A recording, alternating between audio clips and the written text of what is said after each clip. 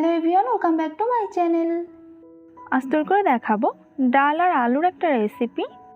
এটা ভাত বা রুটি যে কোনো কিছুর সাথে পরিবেশন করতে পারবেন। চলুন রেসিপিটি দেখে নিই। এখানে একটা প্যানের ভেতর আমি নিয়েছি 3 টেবিল চামচ মতো তেল। এবারে তেলটা একটু গরম হলে এর ভেতর দিয়ে দিচ্ছি হাফ কাপ পেঁয়াজ কুচি। পেঁয়াজটা নেড়ে চেড়ে একটু ভেজে নেব। এখন এখানে দিয়ে দিচ্ছি 5-6 কোয়া রসুন আগে থেকে থেতো করে রেখেছিলাম, সেটা এর ভেতর দিয়ে দিচ্ছি। আপনারা চাইলে এখানে রসুন কুচি ব্যবহার করতে পারেন। এখন এর ভেতর একটা তেজপাতা ছিঁড়ে দিয়ে দিচ্ছি আর দিচ্ছি 2 টুকরা দারচিনি, 2-3টা এলাচগুলো একটু ফাটিয়ে দিয়েছি। এই সব কিছু নেড়ে চেড়ে একটু ভেজে নেব। এর ভেতর সামান্য একটু জল দিয়ে দিচ্ছি যাতে মশলাটা পুড়ে না যায়।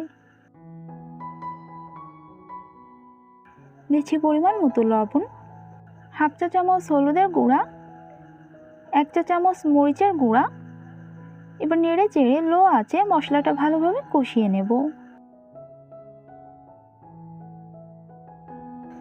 মশলাটা আমি ভালোভাবে কষিয়ে নিয়েছি। এই পর্যায়ে এর ভেতর দিয়ে দিচ্ছি মুসুর ডাল।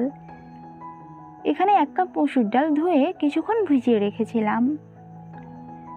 দিচ্ছি 2টো মাঝারি সাইজের আলুগুলো এরকম ছোট ছোট করে কেটে নিয়েছি। এবার সব কিছু নেড়ে চেড়ে ভালোভাবে মিশিয়ে নিচ্ছি।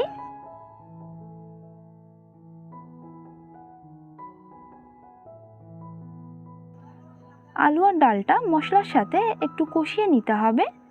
এখন এটা লো আঁচে ঢাকনা দিয়ে 3 থেকে 4 মিনিটের জন্য রেখে দিচ্ছি। 3-4 মিনিট পর এটা একটু ভালোভাবে নেড়ে চেড়ে নিচ্ছি।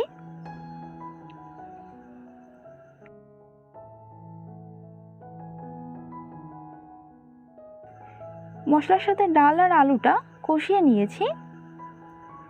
এখন এখানে দিয়ে দিচ্ছি পরিমাণ মতো জল।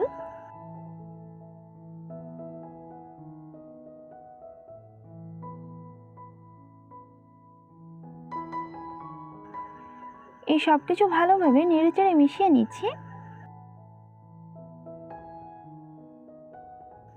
এগুলো ভালোভাবে মিশিয়ে নিয়ে এটা কিছুক্ষণ ঢাকনা দিয়ে রান্না করব।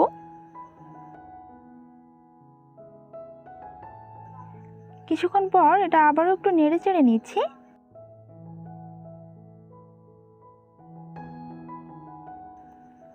আর এখানে 4টে কাঁচামরিচ দিয়ে দিচ্ছি। এটা আবারও ঢাকনা দিয়ে রান্না করব ডাল আর আলুটা সম্পূর্ণভাবে সিদ্ধ হওয়া পর্যন্ত।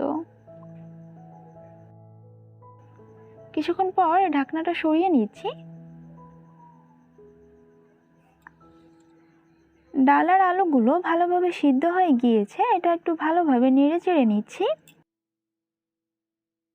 এই পর্যায়ে লবণটা একটু চেক করে দেখবেন ঠিক আছে কিনা। তৈরি হয়ে গিয়েছে ডাল আর আলু দিয়ে ভাত বা রুটির সাথে খাওয়ার জন্য সুস্বাদু একটা রেসিপি।